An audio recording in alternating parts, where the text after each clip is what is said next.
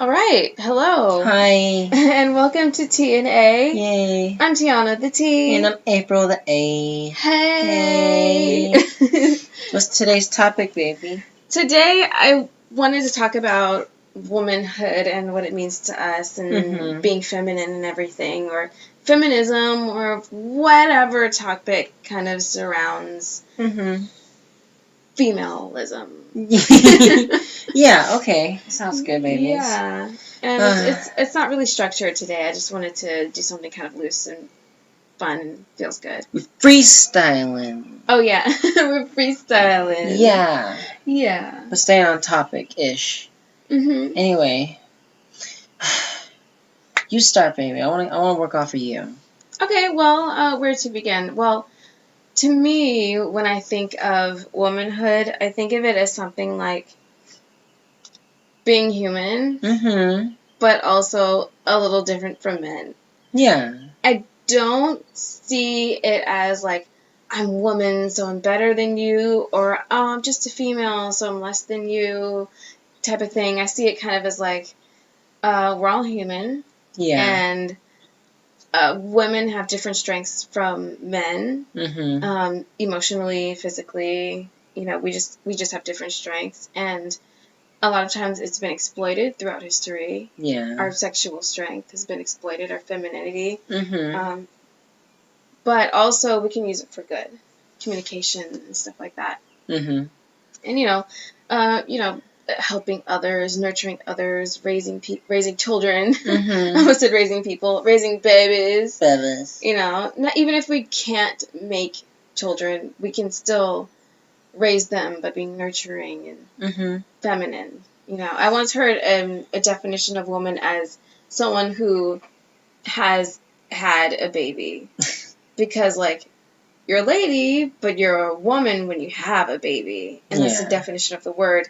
And I'm like, technically, according to a dictionary definition, or some dictionary definition, that might be true somewhere. Yeah. But you've got to think of it in social context. Yeah. What does that word mean? What does it really mean to people? What does it really mean? You know, according to some people, when you have your period, that's when you're a woman, which I think is low-key kind of terrible. Yeah. Because you're giving that power of your identity, you know, the entirety of your identity to this thing that was just going to happen. Right. And doesn't always happen to some women.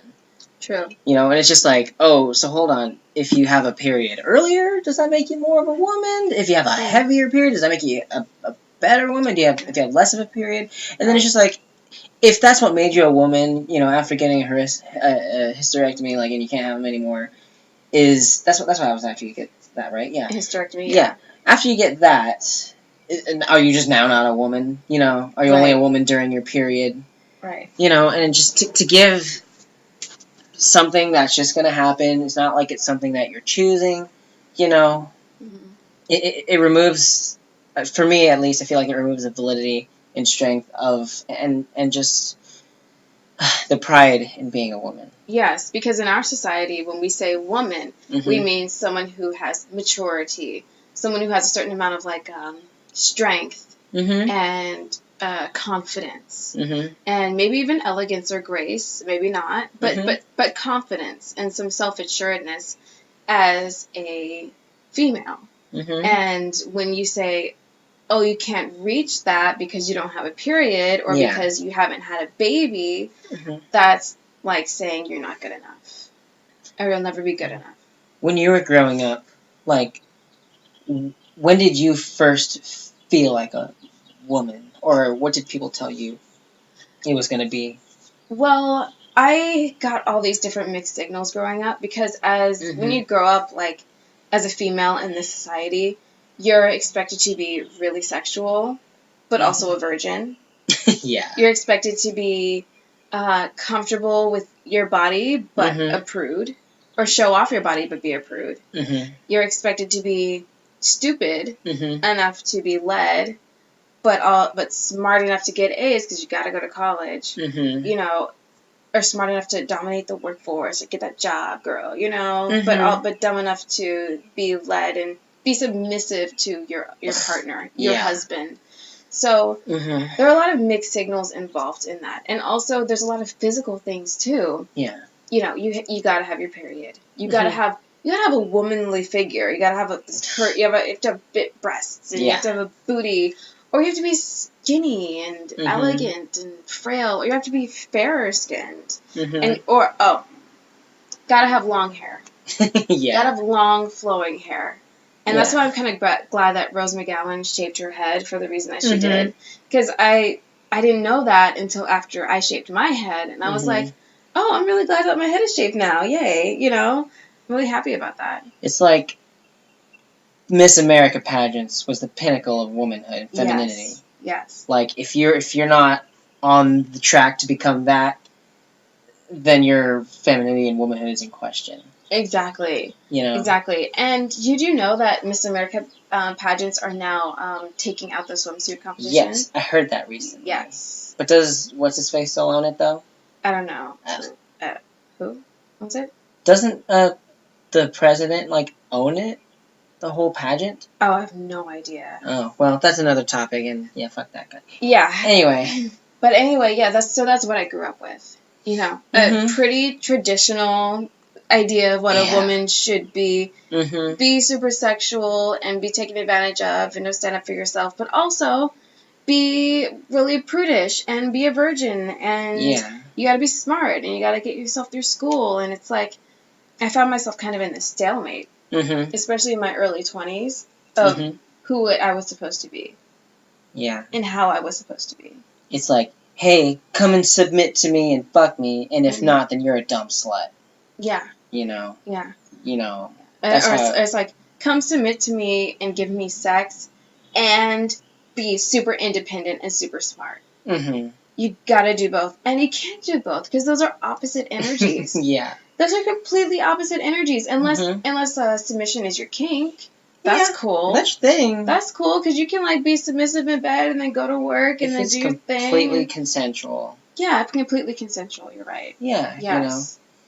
Like, I dated someone a while ago who was proud of being submissive.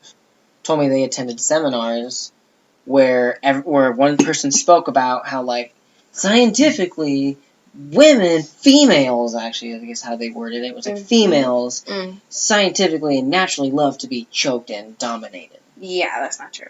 And, you know, you're right, it's not like 100% scientific fact. Right. Anybody could want to be that way. Right. And as long as it's their choice, you know, as long as they've chosen that, then more power to them. But it's wrong to assume any and all women are just that, or any and all people that are submissive and everything are like a woman, because there are men who are submissive and they identify as men. Yes. And all that noise. Yeah. So, yeah. I feel I grew up in basically the same environment as far as, you know, what was expected of women and what made a woman. And even, like, queer women, I remember the first lesbian I heard of was Rosie O'Donnell, you know.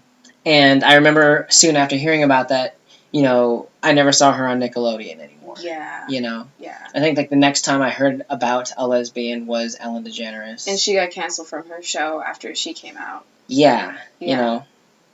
And so I was always under the impression that, like, being a lesbian is, like, a dangerous thing. Oh. You know? Like, you're not a real woman. You're a lesbian. You know? Not just like a lesbian, but like a lesbian. Like, there's something wrong with it. You know, like, a lesbian! You know, like, and I almost never saw, like, a positive representation of lesbians. Yeah, not until much later. Ever, you know? Yeah. And the only ones that, you know, were approved were, like, ultra femmy girl-on-girl porn stuff. Oh, for sure. And that was it. I mean, yeah, it's stuff like that all the time. Like, I would hear guys say, you know, it's okay for two women to kiss, but it's not okay for two men to kiss. Yeah. You know, it's okay. It's a beautiful thing to see two women together, but two men together? Ew, you know? So it's like, it's okay, lesbianism, being a gay woman is okay as long as you're holding yourself up to that standard, and it has to be for someone other than you. It's like if you're a lesbian for men, yes, and you're hyper, like, femmy and stuff, then that's, like, the right way to do it. That's what it felt like. And I felt like any other subcategory of lesbian, whether it be, like butch, like a butch, or like a basically, like, lipstick lesbians were the only ones who were approved. Anyone else was, shown off as, like, a joke, or like, as, like, ugly. Yeah. And I can't even imagine what it was like to be like that back then. Exactly. I mean, we're just talking about that movie, Boys Don't Cry. Yeah. And, it's like she was horribly abused. Just for being a lesbian. Yeah. And for not being the lipstick lesbian standard, and being in the wrong town, under horrible situation. I saw it the one time when I was 14, 15, but I remember, like, the important beats, so yeah, I remember all that. Yeah. But yeah, for me, like, just, also considering how I felt, what was going on in my mind as a kid, it was always conflicting with what I heard, It's like, hey, I feel like a girl, I see myself in other women. Yeah. But because, all the women in my life that are accepted are the ones with the tight waist and the big titties and the long legs and have a purse and long hair. Yeah. It was seeing those things everywhere that made me feel like that's, I'm not a woman because that's a woman, not me. Right. I never could be, despite the way I feel, and I just always felt like a weirdo. Yeah, and you know what? I think a lot of people who are born cis female feel similar to that in a way. Because, at least for me, when I looked at those magazines, those music videos especially, it was like, okay, that's a woman, and I can never be that way. Yeah. I can never be a full woman because there's no way in hell I can have perfect skin, perfect hair, this perfect body that everyone shows in the media, unless I get big implants or something. Yeah. But it's like, so I guess on some level, we kind of have this similar feelings in that regard. Because it's like, there's a woman, how can I ever be a woman if that's what it means to be one? Even now, I mean, of course, there's, like, anyone who's not, like, a tall, white, skinny, blonde woman, is getting more, like, screen time and, given more of a voice nowadays. Yes. And everything. But it's just... and I'm so glad that this generation is going to see all this happening, especially, like, again, in children, for me, like, it was just so damaging and so disheartening, to not see anyone thinking and feeling the way I was. Yeah. I've never heard of a transgender woman. Yeah. The first time I even heard of it was, like, probably, like, as a joke on a sitcom, and they were, still referred to as, like, transsexual or transvestite, and it was still just, I remember, it was on an episode of Family Guy, and this, like, kind of sex hound character was at a bar and approached a woman from behind, and he was just like, hey, baby, want to get out of here? And she turns around and she's just like, sure, with a deep voice, and obviously a transgender woman, and he freaks out like, whoa, transvestite, back off. Yeah. A pre-op or post-op, and then she's like, pre-op, he's like, whoa, transvestite, back off. Yeah. And I'm just like, it was, I was thinking about that today, it's just like casual homophobia and casual, like everyday, like, homophobia and everyday transphobia, where it's like, it's totally accepted and it's normal. Yeah. That's what I feel like I grew up around. Yeah, for sure. It's just like, like the one time I see someone like me on TV, it's looked down upon. And then there was also that scene in, have you seen that movie, Anger Management, that Adam Sandler movie? Yeah, a while ago. With, and Woody Harrelson, played, well, I don't know if they were a prostitute. I think I remember that. Yeah, and the whole scene ends, the whole scene with him is like, he's a prostitute and he's trying to lure them, and apparently he's like a transgender woman. And then by the end of it, because they don't take his services, he just talks, like, he drops the voice and just goes like, you know what? You guys are freaks. And the joke is like, oh, how ironic. Yeah. The transgender woman calls the cis men freaks. Yeah. So that was like the only other, example that I remember growing up. Yeah. So that kind of told me like, oh, I'm a man feeling like a woman, and that makes me a freak. Yeah. Yeah. So yeah. Yeah, and that even reminds me of an episode of Will and Grace that we saw not too long ago, where Jack, he's a really feminine one, like he's super feminine and everything, and Will, he's a more masculine person, and he said something to Jack like, it must be hard being like that, and Jack's like, what? It's like being a woman stuck in a man's body, Yeah. He said that, and that's just like casual. Yeah. I think that could be classified as casual transphobia. What do you think? I think so too. Yeah. I can't remember exactly what episode either, but I remember them clearly saying transvestite. But back then, that's how it was. But I'm also not like backing them up. Yeah. And I never really got into that show, Friends. Yeah, me neither. But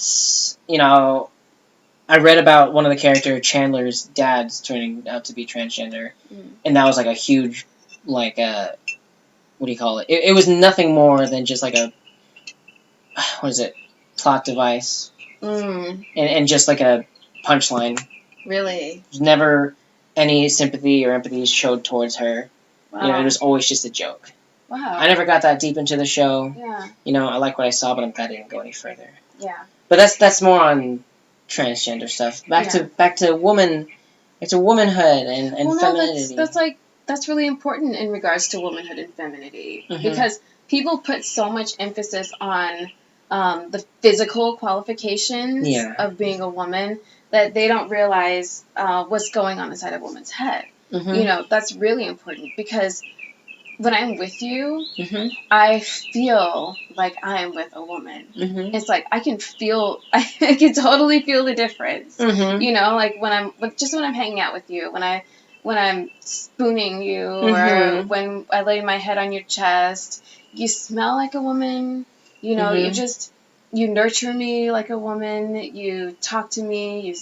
It's so different, and it's not like I don't know, because when I was dating guys, it was different, They were kind of like, I mean, guys are cool, don't get me wrong. I totally like them, they're great, whatever. But it was just more like, hey, so what's up, like, are you crying? I don't get it, Yeah. Like, do you wanna eat? Are you hungry? But with you, it's like, you're like, it's okay, baby, Come here, lay your head on my chest. You want some water? Yeah. Yeah. It's different. The vibe is totally different. Not to say that, like, men aren't capable of being sensitive and having empathy and all that noise. Yeah. But I think that would just be more like hyper masculine. Yeah. Like old school stuff, and just being very like simple and almost clueless, unless everything is spelled out for them. Yeah. They don't get it. Yeah. Which is just as negative a stereotype for men as women being sex objects. Exactly, or over emotional or crazy. Exactly. Yeah. So gender is so complicated. It is, but I think that's just like, I guess the difference that I was trying to make is that I connect with you on a deeper level. It's definitely a more feminine level. Characteristically more feminine, just like because we talk all the time, and we're not afraid to talk about our emotions nearly as much as we would be with like other people. Yeah. Or as much as I would be with a cis male. So I just think that we just connect on a much deeper level, and a different level, because you're a woman. Has there ever been a time where you questioned your own like womanhood and femininity? Oh my God, all the time.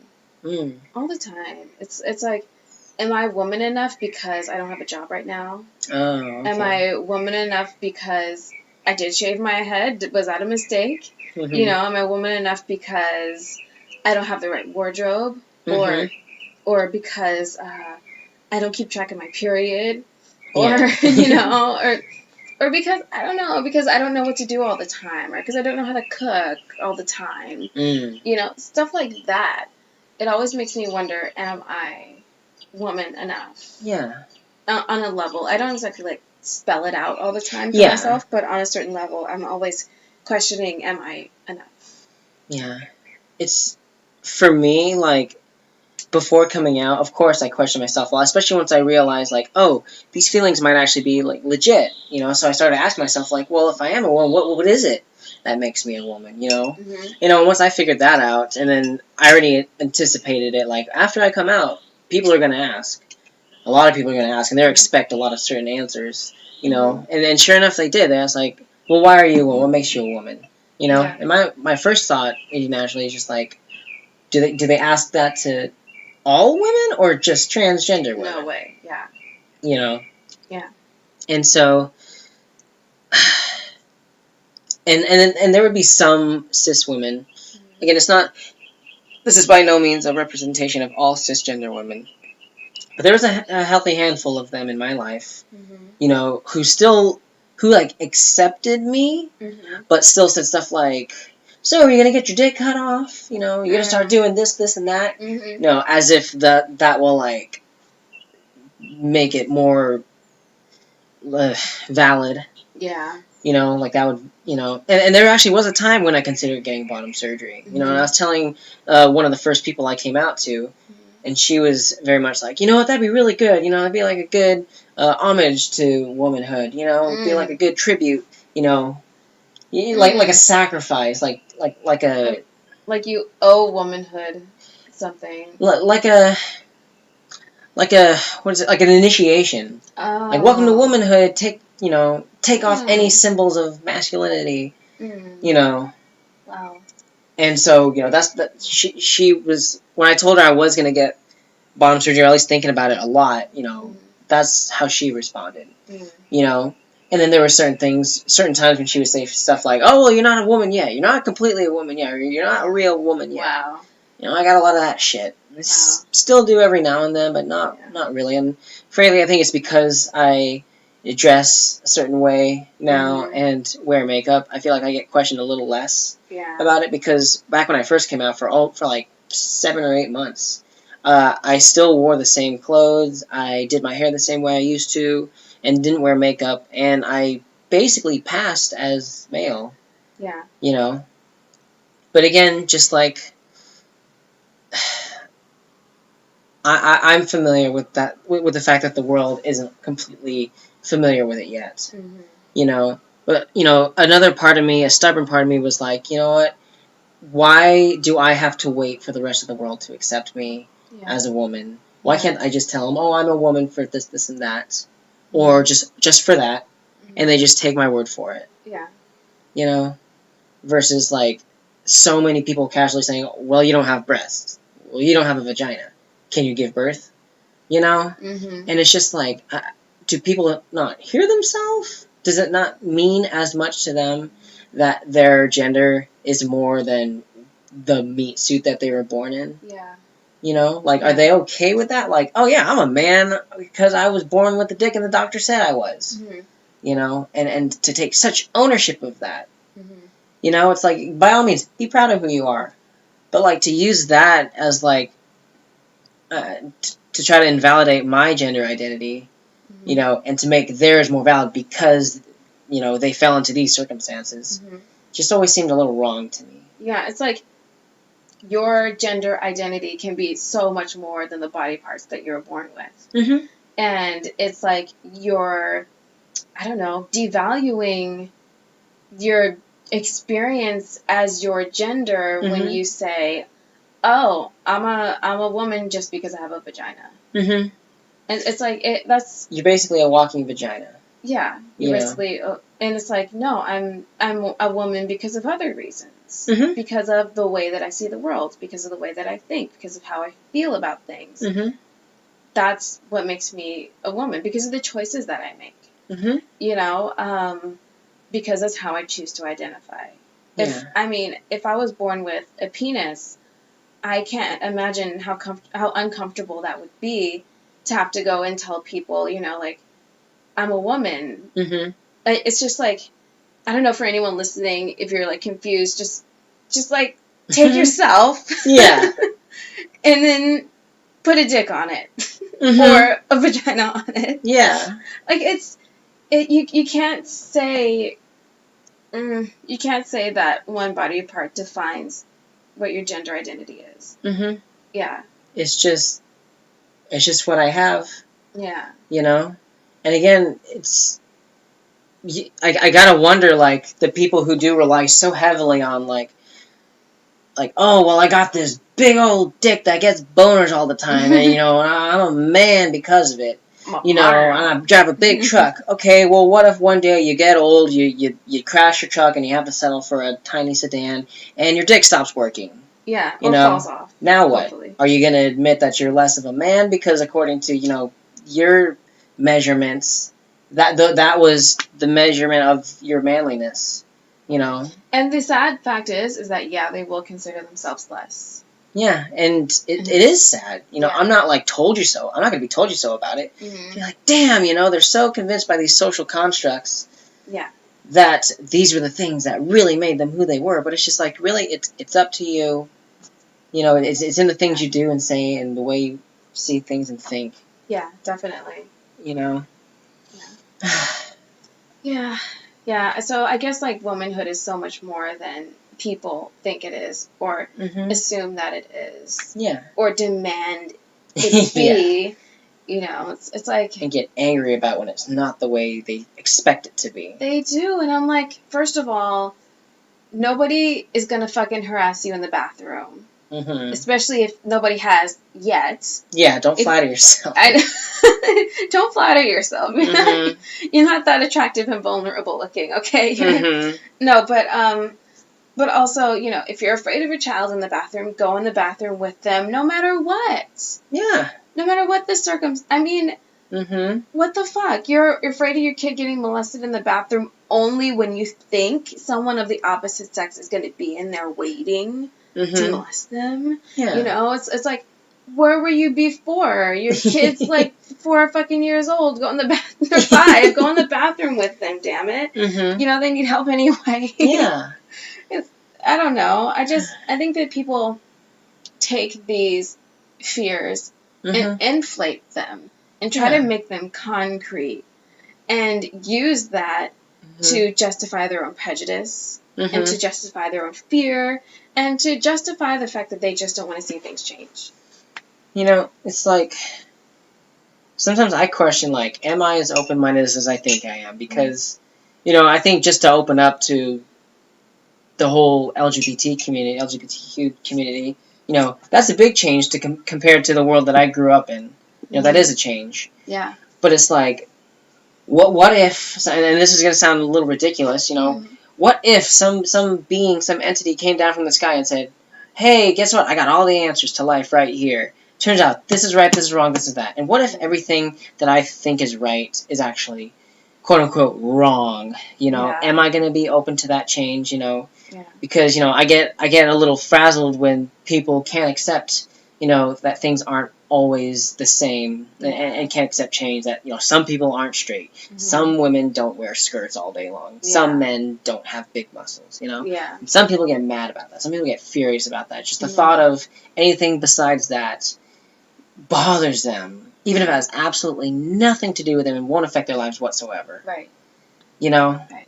And it's just like, I get frazzled thinking about, like, geez, these people can't accept some, you know, a little bit of change that doesn't affect them. You know, but then, can I?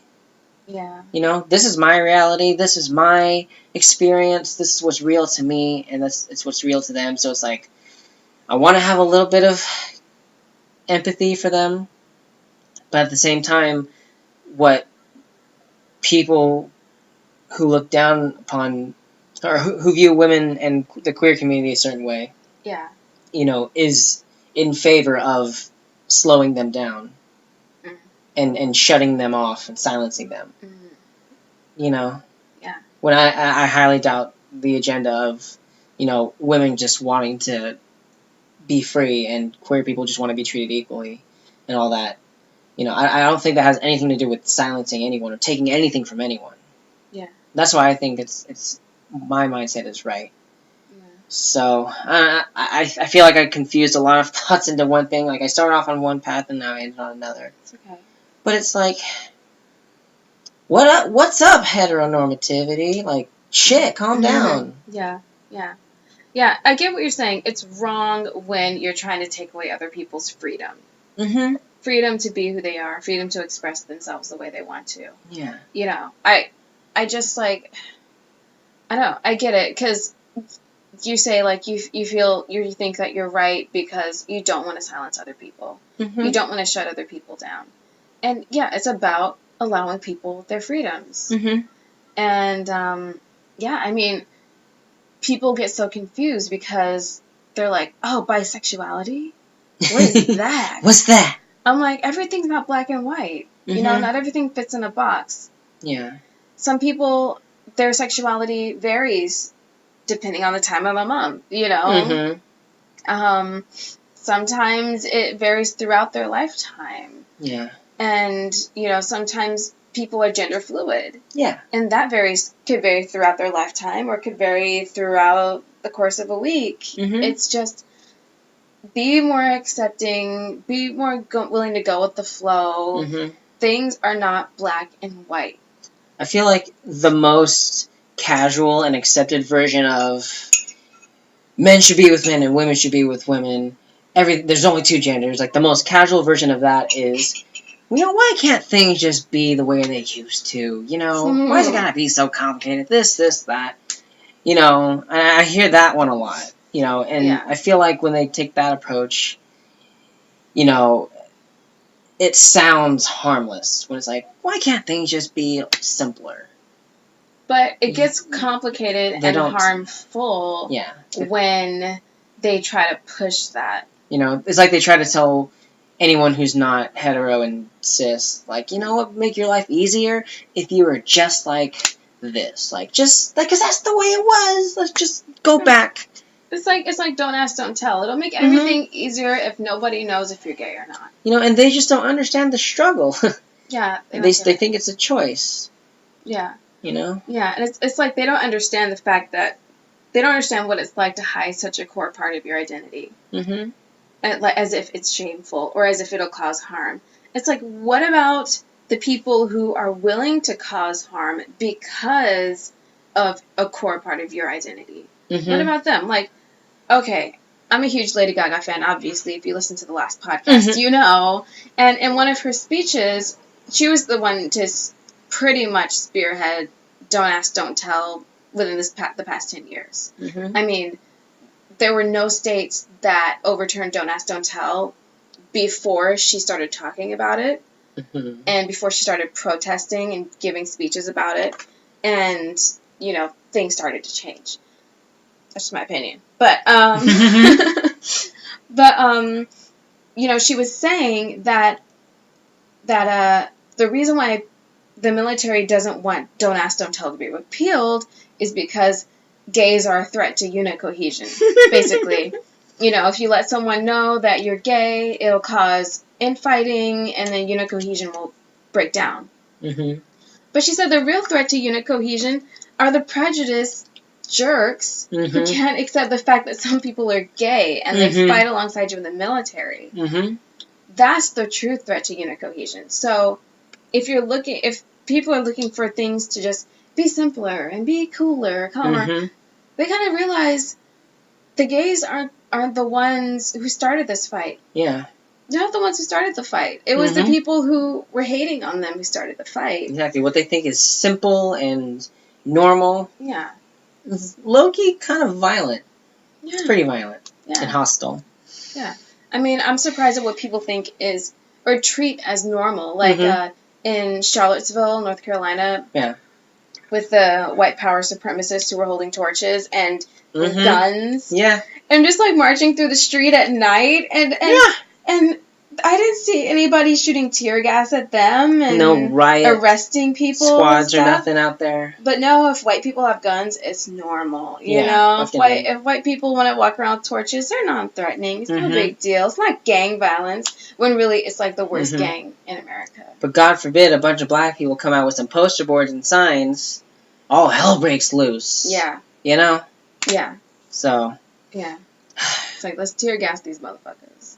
And it's like, would it really be easier if everyone just pretended to be, everyone that's not straight and white and cis, just pretended to be and played by those rules? Would it really be easier? It'd be easier for them. Yeah. You know, it's just something they don't have to think about. And they think that's so stressful to have to think like, oh, geez, these people won't stop. I know. They think they're having a hard time. I hate hearing about these people, like, not having rights. Just, you know, what's another thing that I strongly, dislike is when people's version of being open-minded is saying, I don't care if you're black, white, straight, gay, just be a good person. That's still not as, that's tolerance.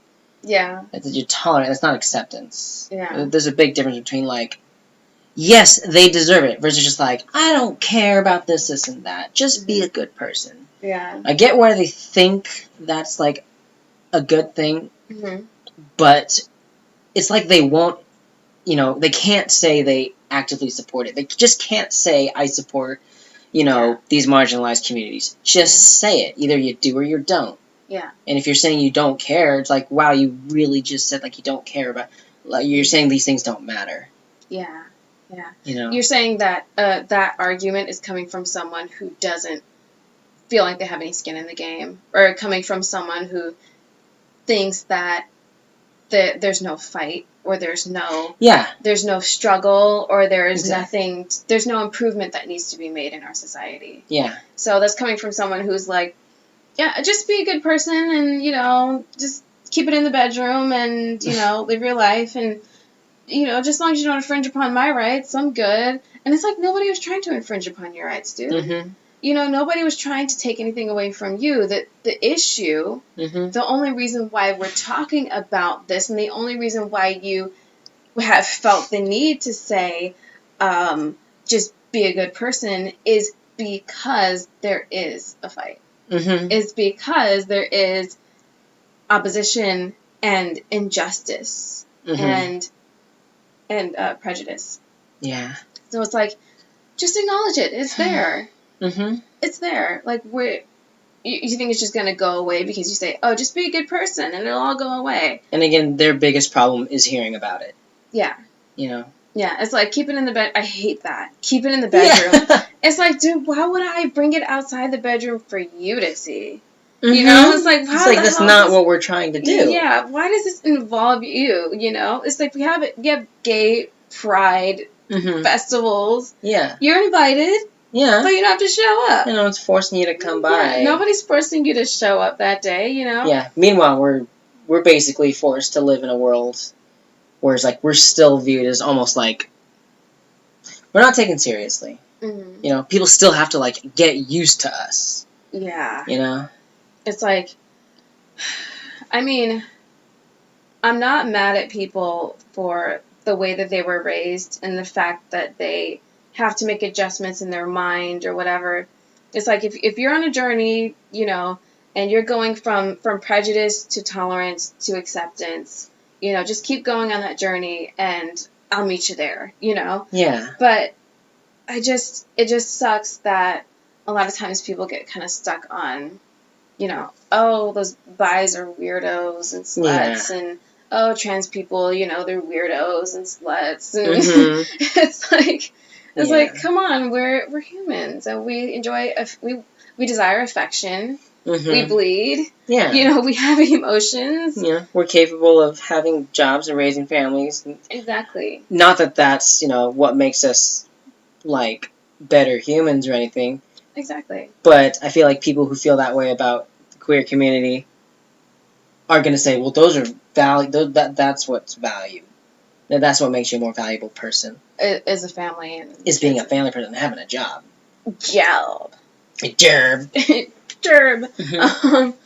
But yeah, and that's not fair either. But yeah. you mentioned bisexuality, and you identify as bi, yes. right? Yes. When did you first realize that? Do you mind my asking? No, especially on here. No, it's okay. No, I don't mind. Oh, I should have asked before. Oh no, it's okay. It's just kind of a funny thing. It's a funny little. Oh, okay. Thing. Okay. It's just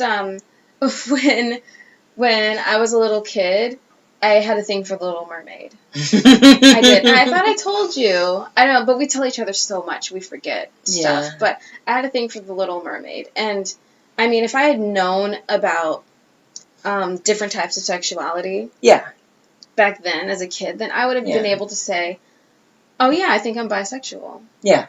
Because obviously the mermaid has a very feminine figure.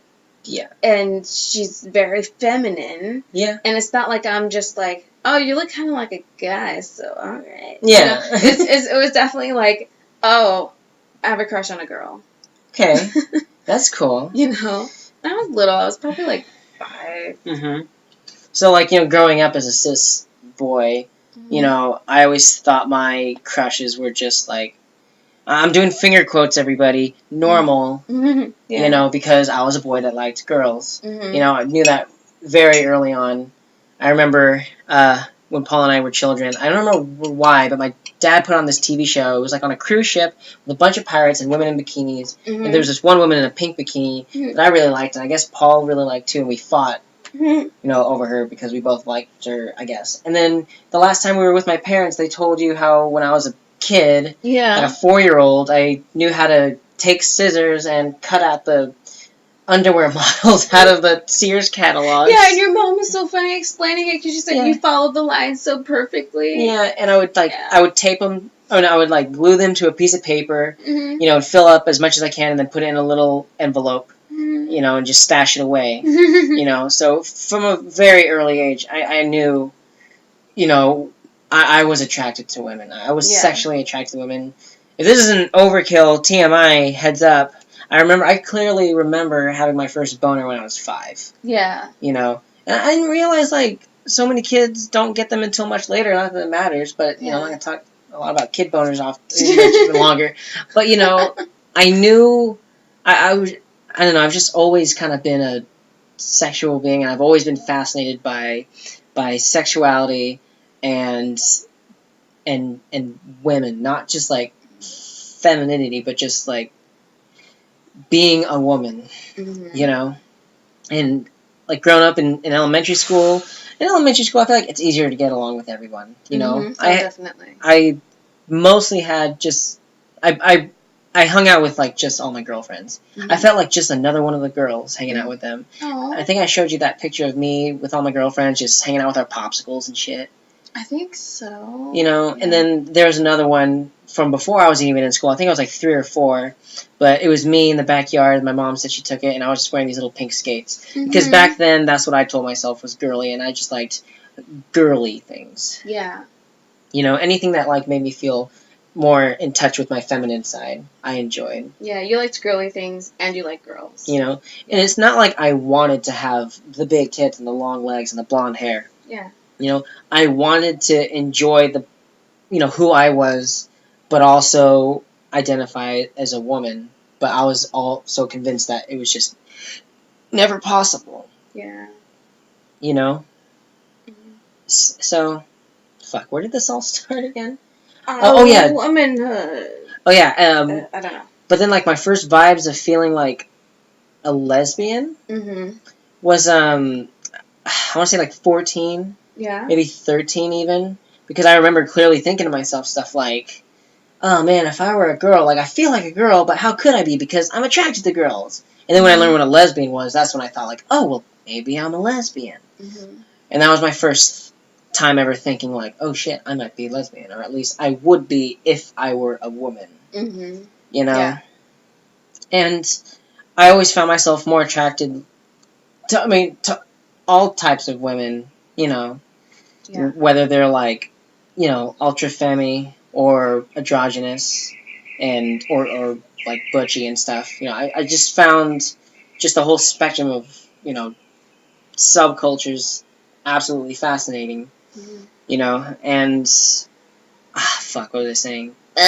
I lost the train of thought. Just when you discovered that you were a lesbian, or that you would be if you were a woman. Oh, yeah. So once I started, like, vibing with that and listening to a lot of Tegan and Sarah, you know, I started to develop a much stronger attraction to not just any woman, but, like, queer women.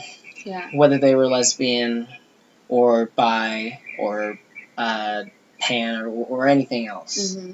You know, I was leaning less towards the heteronormative version of a woman. Mm-hmm. You know, and that's when I started feeling like ultra lesy vibes. Yeah. So yeah. Oh, that makes me really happy that I have such gay vibes, because I didn't even like. I guess I am out as bisexual, obviously. Mm-hmm. But I never officially came out or anything, you know, until I started seeing you. Mm-hmm. Because I was satisfied with men. I thought, I was like, oh, okay, well, you know, whatever, men are cool. I'll just kick it here. Mm-hmm. And you know, I'm cool. I was cool with it. I enjoyed men very much. Yeah. But I always knew that if I found a woman who was special to me, that I would date her. Without question. Like, I'm waving my hands up, everyone, because I'm happy. Because that woman's me. Yeah, that one's you, baby. And I always knew that. So, I don't know. I guess now I'm out as bi, and I just never knew that I gave off a gay vibe.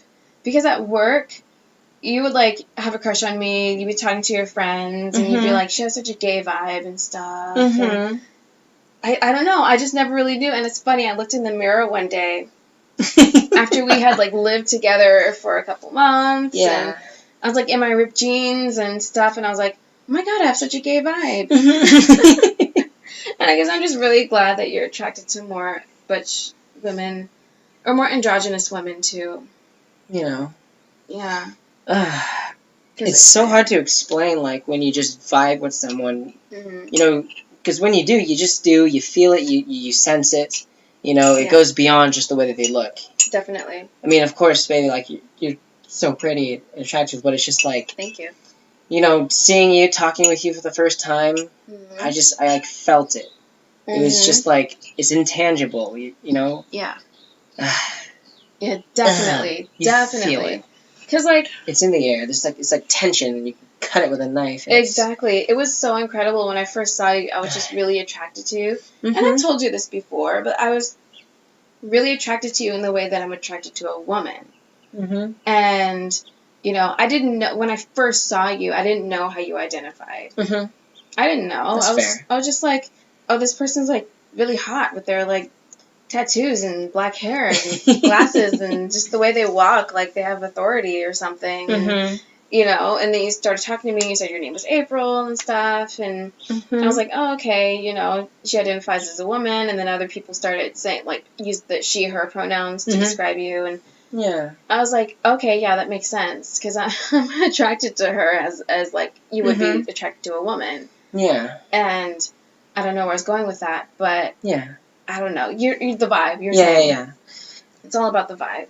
You know, and when I say, like, growing up that I was always have been attracted to women, you know, it's not because of what, you know, people traditionally used to think made a woman. No, it wasn't because of titties and vaginas and long hair and long legs. That wasn't what, you know, attracted me. It was just the vibe that I got from women. Yeah. You know, the way I felt around other women, you know, the way that it made me feel, you know, and just, that was it, you know, and when I first met you and saw you, it wasn't, I was like, oh yeah, I love tits and that ass, you know. Yeah. You know, just, I love the way I felt when I saw you and we spoke and we were near each other, and it was just like, the vibe I got was like, oh yeah, this is woman vibe that I'm getting from you. Definitely. You know? Yeah. And, you know, I've had people have the nerve to ask me stuff like, oh, well, what if you're with a woman, she turns out to be like a trans man, are you still attracted to her? You know, it's just like, one, I'm attracted to the person and the vibe they give me. And if they're giving off masculine vibes, I may not find them as sexually attractive, but, you know, I'm taking this journey with them, I still love them more as a person beyond their gender identity. Right. You know, so fuck it. Yeah, I probably would. Yeah. You know, if you turn out to be like a transgender man, like, yeah, I still love you, baby. Yeah. You know. And then some people ask me, so like, well, then does that mean you find transgender men attractive because they used to be women? It's just like, no, not immediately, and not even like after some time, you know. Again, because it's not the fact that they had, like, if they're a trans man that still, has their vagina and boobs, and that's not why. But it's the identity, it's the vibe that they give me, and definitely, naturally, a trans man would give off masculine vibes. Yeah. And that's not what I vibe with. Yeah, and I always wonder if you were still identified as a cis male when I first met you, how would I feel around you? Yeah. And I am almost certain that I would still get the gay lesbian vibe from you. Basically, if I was who I was years ago. Yeah, I would still be absolutely attracted to you. First of all, because I'm bisexual, so I'm attracted to male bodies anyway, But also, I would still get that, like, cool, nerdy lesbian vibe from you, and when you transition, I would just, still be like, oh, okay, that makes sense, oh yeah, you're really hot still, maybe even hotter now, because you're aligned with who you really are. Yeah. But yeah, it's all about the vibe, it's all about the person. Like, I know that if I transition to a man, I mean, first of all, it's really unlikely to ever happen because I've always felt like a woman my whole life. Yeah. But if I did, we would still at least have a really strong emotional connection. At least. I don't know if you'd be attracted to my body anymore, if I began to change. But I think that we would still have a really strong connection. I'm not going to sit here and say, like, the second you say, I'm a man, I'm gonna, if you did, I'm not gonna say, like, I would just be off, Yeah. Just like gender, I feel like sexuality is fluid too. Yeah. Things change, Yeah. And if you did turn out to be a transgender man, I might learn something about myself that I thought I would never know. Because it's like, wow, surprise, surprise, this person that I've vibed with this whole time turned out to be a man, and I still feel the way I did about them when, they identified as a woman, so, shit. Yeah. Guess I'm pan or bi now. Yeah. And that's what happens to some couples whose partner transitions. And there's nothing wrong with that. Yeah, absolutely. I mean, I remember seeing, because I would be doing some research on what transgender means and transgender couples, and I saw, like, some news report about a man whose wife turned out to be a transgender man, and he still stayed with him. Yeah. They still stayed together. Yeah. So it's like, because he was like, he even said, doesn't mean I'm gay now. Yeah. It just means, like, I'm, with... Was it just some, like, the cis man who, didn't transition, was he just, like, some skinny white guy? I think so. I feel like I've seen that same story. Yeah, and their daughter was transgender female too. Oh, yeah. I've seen that where they transitioned, like, together. Yes. Yeah, I've seen that. Together. I like that. And the families still stay together. Yeah. And it's like, well, it's really about the vibe, isn't it? It's really about the person. Yeah. Because that transgender man, before he transitioned, he had, like, this super feminine body. Like, I remember. Yeah, curvy, like long hair, everything. But that's not who the husband was attracted to. Again, it's, and I like that he pointed out, like, does this mean I'm gay now? No. That just goes again to prove that it's like, people aren't always attracted to just the body parts, and, bless him for realizing that, like, his partner was more than their body parts. Right. They just love the person that, he turned out to be. Yeah, exactly. Yeah.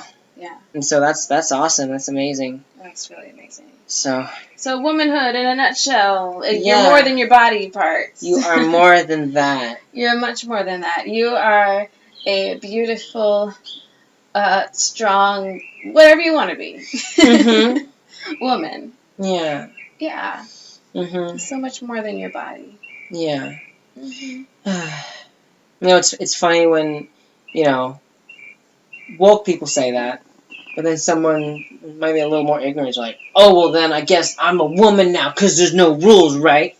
That's like, people abuse it. No. And they, act like the person that they fear. Trans women are just men who just want to sneak into the women's restroom. Oh, that video? That kind of shit. I hate that video. I watched it. You weren't home when I watched, the full thing about the congresswoman who went into the bathroom. Oh, yeah. I showed you that one. Yeah, you showed me, I think, part of it, but I couldn't watch all of it, I think. Yeah. But I sat down one day and I just watched the whole thing, and she was horrendous to that person in the bathroom. Yeah. It's first of all, she was becoming the person that she was so upset about. Mm-hmm. She was violating that person's privacy. Yeah. And trying to intimidate and ostracize and harass that person. Yeah. We don't even know. Yeah. We don't know if that person was a good person. Mm-hmm. If that transgender woman who she was harassing. Yeah. We don't know if that woman was even a good person. We don't know why she had to use the bathroom. I don't give a shit. You don't go to a bathroom stall with your cell phone and try and put them on live Facebook, I think. Yeah. Facebook live streaming and say they should not be in the bathroom. Mm-hmm. Get this person out of here. That's a man. Mm-hmm. You don't, it's inappropriate. What about our daughters? What about my privacy? And it's like, you're in there with your cell phone. Yeah. And I'm just bathroom. Have you never heard of a cisgender heterosexual sexual predator? Yeah. How about that? Is that unheard of? Yeah. It's like people... Is there no straight rapists? People are so stupid because... they're so stupid because you have hundreds, thousands, really, of reports of people they trust harassing and molesting their children, like priests. Yeah. In the Catholic Church, it's like a disease in the Catholic Church. It really, really fucking is. Yeah, there's those studies where they're like, I'm not gonna run around and throw out numbers, but I remember it's like, the chances of children who've been abused, sexually abused by someone, studies show that more often than not, it's a friend of the family. It's someone in the family or a friend of the family. Someone that the family knows that has their trust. Exactly. And it's just you think you know a person. Yeah, it's like you think you know everything, telling people who's going to molest them and who's going to be, harassed by who. It's like, you don't know shit. Mm-hmm. Your kids are going to Catholic church and they don't know what the priest is doing to those to those altar boys. Like, you have no fucking idea. Mm-hmm. And you don't believe them when they say something's happening, but you want to go into someone's bathroom at a Denny's and harass them and put your phone in their bathroom stall. Yeah. It's just terrible. It's really terrible. Another part of that was after I came out at my server job, a couple of guys in the kitchen were making fun of me. Really? Yeah, and they were all like, I heard them talking to each other, and one of them called the other one. I'm just going to make up names. One guy was just all like, hey, Tom. He's like, oh, don't call me Tom now. I'm Tina. Oh, no. I'm fluid. I'm a woman now. I forgot to tell you. Oh, no. You better respect me and shit. And it's just and then I'm like, that's offensive, guys. And then they're all like, what's so offensive? This is who I am now. But it's just ugh. So fucking hate that. And it's just they don't get it. They think they do, and they try to use it against me, try to outsmart me or some shit. And it's just it's really. And they get to keep their jobs. Yeah, they're the ones who get to keep their jobs, even if they were being assholes. And I got fired, so yeah, whatever. But they'll get what they have coming to them. Or I hope they learn something. Yeah, or not, or they just die idiots. Which is probably an even greater punishment because it means they didn't grow much in life and they wasted their time here on Earth. Yeah. This one guy, he always used to say, oh, I'm totally woke. I grew up with 2 lesbian mothers. Mm-hmm. I'm like, oh, great, cool. I thought that would give him a little perspective. Yeah. But it didn't. Mm-hmm. And coincidentally, the 2 cis lesbians I worked with that were cool with me before I came out, because they thought I was just some, feminine guy. As soon as I came out, they just started shitting all over me. God, the hypocrisy. They were the ones who were saying stuff oh, you're not a real woman yet. Oh, when are you getting your dick cut off and stuff like that. Oh, no. And who, ask me, like, week after week, like, so, like, how's being a woman? What does it mean to you now? You know, just, like, getting progress reports and shit. And it was just, like, leave me alone. Yeah, so leave me the fuck alone. You know, like, it's who I am. We've known each other for a few months. Like, why do I gotta explain all this shit to you? Or did you ask this guy, like, what makes him a guy? Yeah. Do you check every fucking week? Like, yeah. So how's manhood going? You know, it's like, so, hey, sis man, how's manhood going? Whatevs. I'm happy with who I am, finally. Yay. You know, and if you're listening to this, like, glad you don't live in the world, you know, we grew up in. Yeah. You know, it's a little better. Mm-hmm. Got a ways to go, but... Yeah. Yeah, stay off the internet. Just kidding. Yeah. But yeah, I'm just glad the world's becoming more accepting and more tolerant. Because it just shows you that bias can come from anywhere. Yeah. It can come from the gay community. Yeah, there's a lot of there's a lot of hate still within all of that, you know. Yeah. Within every subcategory of the queer community. Mm-hmm. There's still a lot of ignorance. Definitely. So what are you gonna do? Yeah, what are you gonna do? You know. But the one thing I'm super happy about is that we are totally in love with each other. Yes. And we found love being ourselves. Yes. You know, being our definitions of what it is to be a woman. Mm-hmm. What it is to be just ourselves. Just totally honest with ourselves, which is the first person you have to be honest with. Mm. You know, anybody who's struggling with their gender or sexual identity, you know, you're probably going to hear this a lot, you know. Just be yourself, love yourself, you're not alone, you know. I'm not going to sugarcoat it. It gets hard afterwards. It does have its hardships. You know, unfortunately, that's part of the experience. Yeah. You know? But, you know, just it's better being out and loving yourself despite the hardships than, you know, being afraid to be yourself. And, yeah. So. Yeah, it's better. Yeah. Mm-hmm. It's better than bottling it all up. What I really want to know about is the gay men who marry women after going to conversion therapy. Oh. You know, I've seen so many... There's some recent TLC show about it, talking about how, like, we're not victims of the church. We've chosen to do this, you know. We stand by it. We're proud of what we've done. Yeah. You know? And I hate to be that person. But I'm just like, really? Yeah. Because you're actively doing something that you know isn't you. Yeah. Are you talking about the Mormon men? I think they were Mormon. Who decided to marry women knowing that they're physically attracted to men. Yeah, because I remember... And being out about it. Yeah, I remember seeing the little clips from the show. Like, they'd be walking down the street past the guy, and then the gay man, like, turns around and looks at his ass. You know, and I'm just like...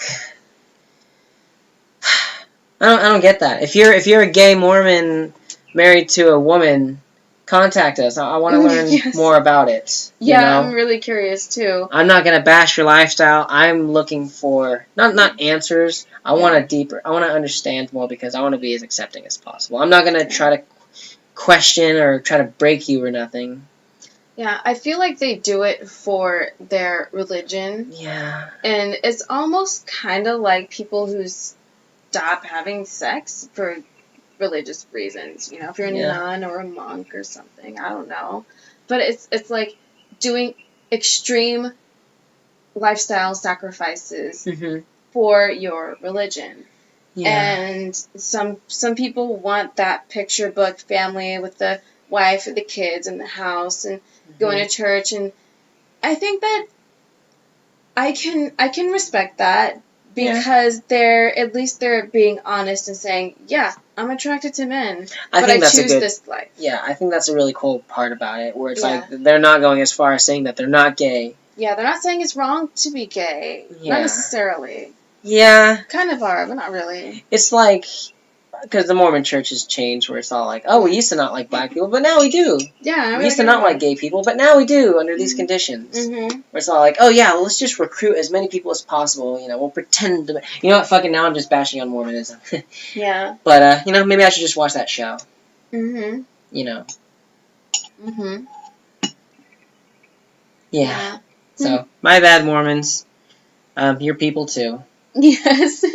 Yeah, in case you forgot. I didn't forget. I was just, getting in my own. I was being ignorant.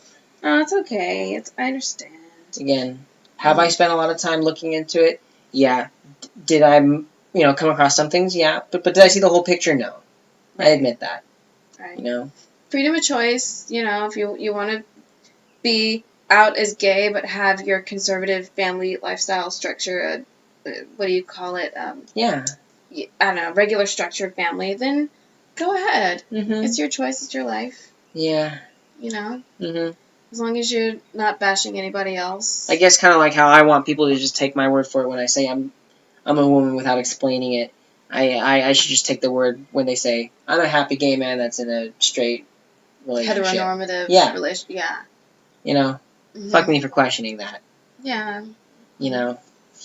It just seems, for me, it seems counterintuitive. But it's not my thing to question. Exactly. Are they hurting anyone? No. Right. Are they trying to tell other gay people to do the same thing? As far as I know, no. Yeah. True. But it's all good. Now this is a totally different topic now, baby. Totally different. We veered off into gay Mormonism. Yeah. Somehow. I brought it up. I know I did, but I can't remember how it connected to what we were talking about before. Yeah. But yeah. But it's okay. It's all good. I think we had a good conversation today. I did too. Yeah. Yeah. And, if anyone wants to chime in, don't forget to like, comment, subscribe, and smash that like button. 100,000 likes. Join the notification army and hit that bell and all that shit. Yeah. Nah, we're not going to do that. No. We're not going to be that couple. No. But thank you for listening. Yeah. Yes, thank you very much. Mm-hmm. And I guess we're going to see you guys on the next podcast. Yeah. Yeah. But time to go. Yeah. So, bye. Bye.